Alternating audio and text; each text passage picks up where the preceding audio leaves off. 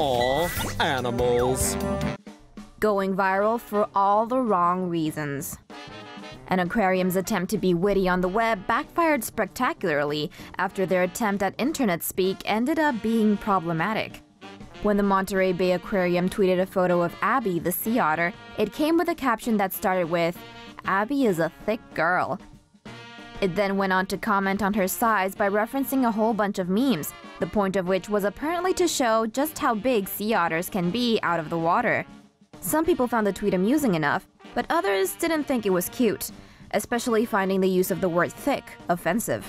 For those living under a rock, thick is slang for a full-figured body, specifically one with a curvy waist and big butt. The term supposedly dates back to black culture in the 90s, when it was used in reference to women. One user referred to it as digital blackface, while others called out the shamefully appropriative use of African American Vernacular English, or AAVE.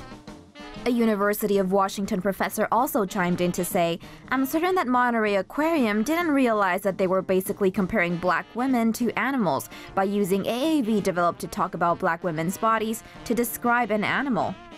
Monterey Bay Aquarium has since apologized for their problematic post in a series of tweets.